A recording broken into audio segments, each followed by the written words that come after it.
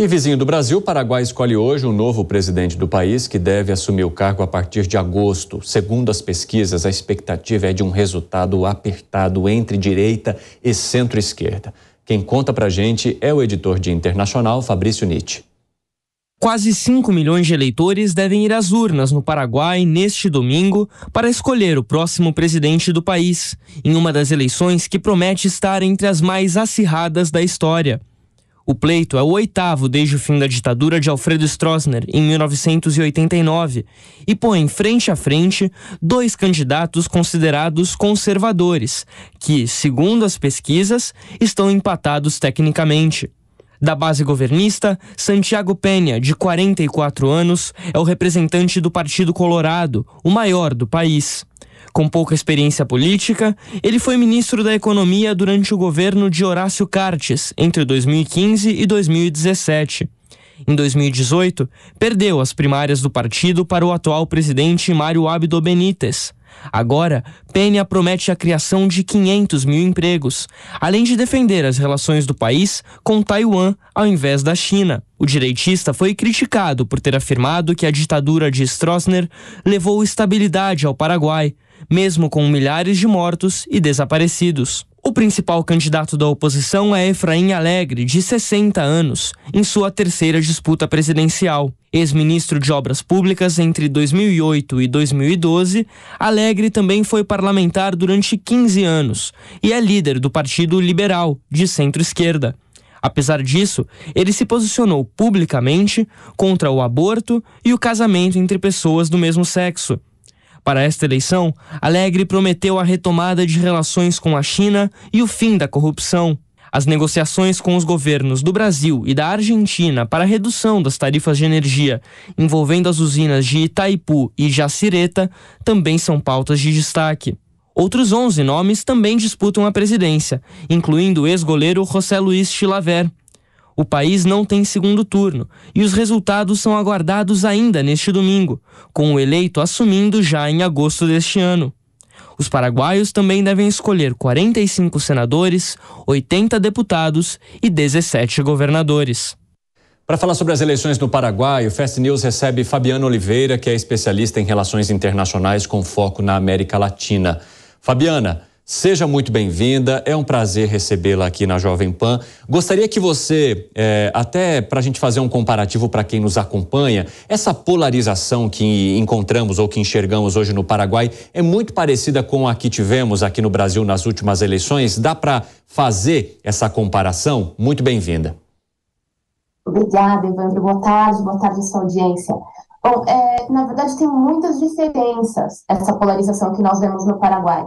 O Paraguai é um dos últimos países bipartidaristas aqui na América Latina, então os 2 partidos mais competitivos nessas eleições são partidos muito tradicionais, verdadeiros dinossauros no sistema político partidário latino-americano, que remontam, a criação remonta a mais de 100 anos, e são 2 partidos que se localizam quase que no mesmo espectro político ali, num lugar ali de centro-direita, apesar que o Efraim Alegre ele vem candidato dessa vez por uma coalizão mais ampla, que além do Partido Liberal, engloba também algumas formações ali de centro-esquerda, Então, diferente das eleições brasileiras, que tiveram ali discussões ideológicas mais acirradas, as eleições paraguaias, elas se dão um pouco fora desse espaço de acirramento ideológico, As discussões, elas são mais práticas, as discussões que estão sendo feitas nessas eleições.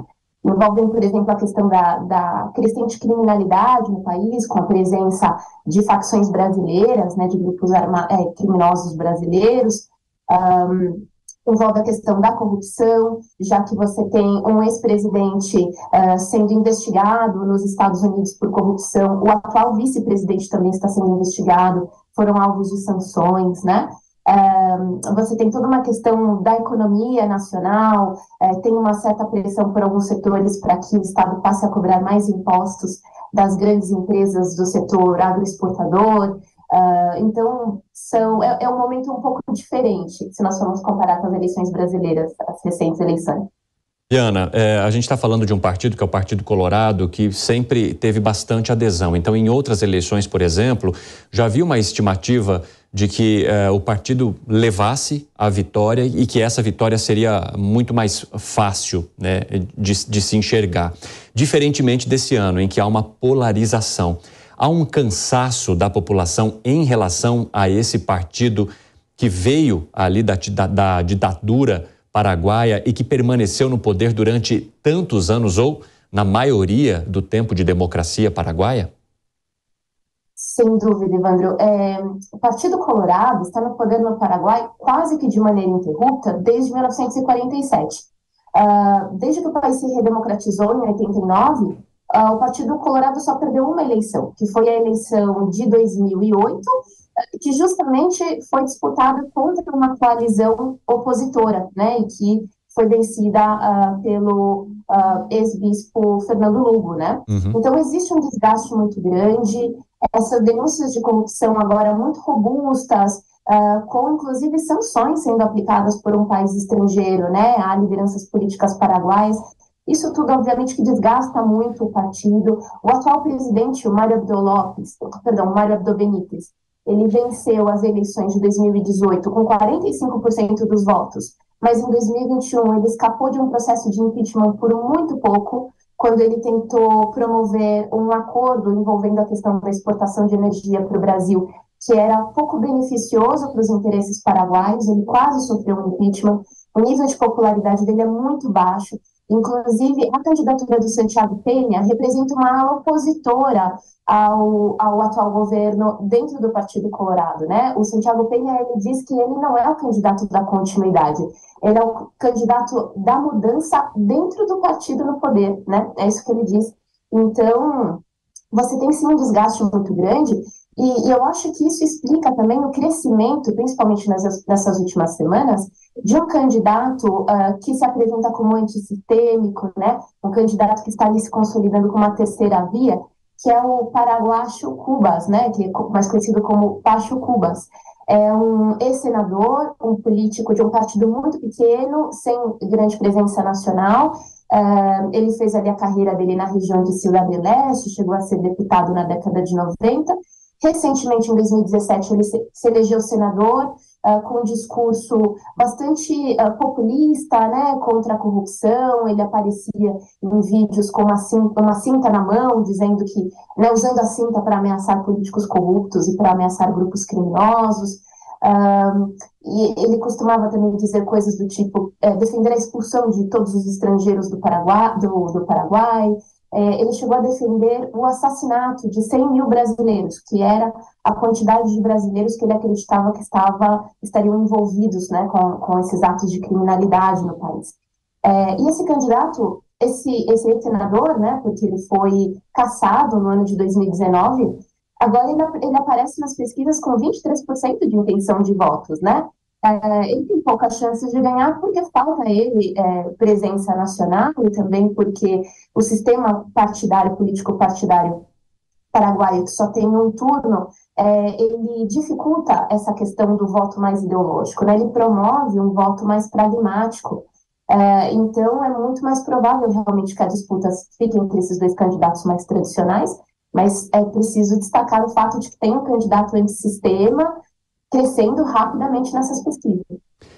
Fabiana, a gente está conosco aqui também o professor Marcelo Suano, que é comentarista da Jovem Pan e que lida também com questões internacionais, então eu convido o Suano para participar da nossa conversa. Fala aí, Suano. Boa tarde, Fabiana, é um prazer conversar contigo. Eu tenho uma pergunta, gostaria de saber se você conseguiria construir cenários com a vitória do Peña e com a vitória do Efraim. Em relação a eles, uma vitória de um ou de outro, como seria o comportamento em relação ao Brasil?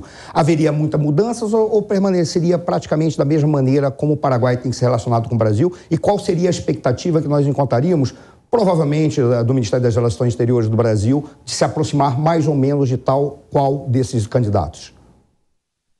Boa tarde, professor Suano. Eu diria que a tendência é que não mude muito, né, as relações Brasil-Paraguai, independente de quem ganhe, né, se nós ficarmos dentro desse cenário mais provável, desses candidatos mais tradicionais.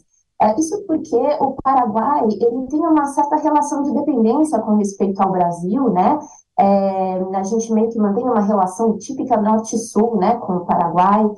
Eles importam muitas manufaturas brasileiras, tem ali algum grau também de integração econômica bastante forte, tem toda a questão de Itaipu.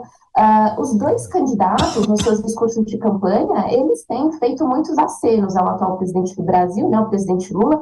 Eles têm feito muitos acenos, falam sobre como no passado o Brasil, governado pelo Lula, manteve boas relações tanto com o Paraguai Colorado quanto com o Paraguai governado pelo Fernando Lugo, e inclusive eles veem assim com um certo otimismo a possibilidade de que, com o atual governo brasileiro, eles tenham mais facilidade para renegociar esses preços da energia excedente produzida por Itaipu e que é exportada ao Brasil.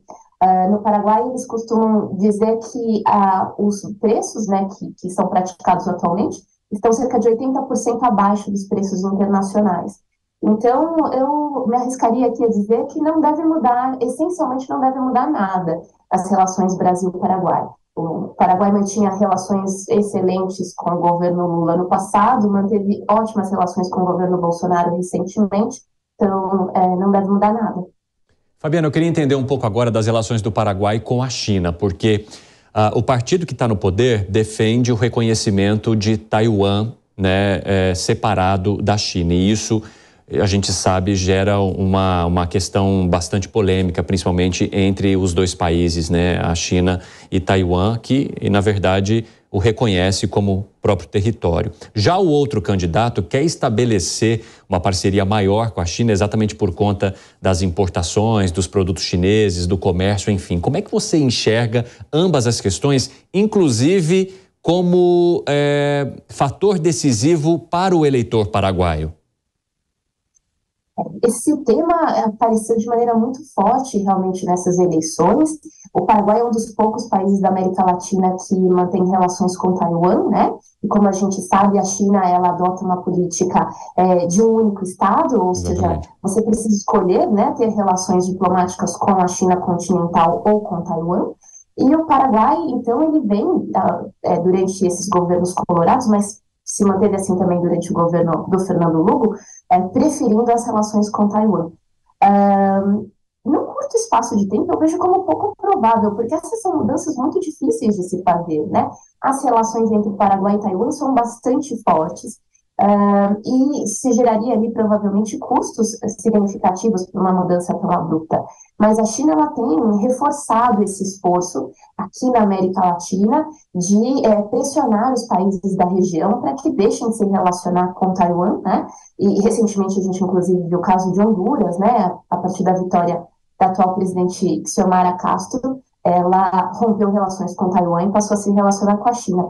Eu acredito que num curto espaço de tempo isso é pouco provável.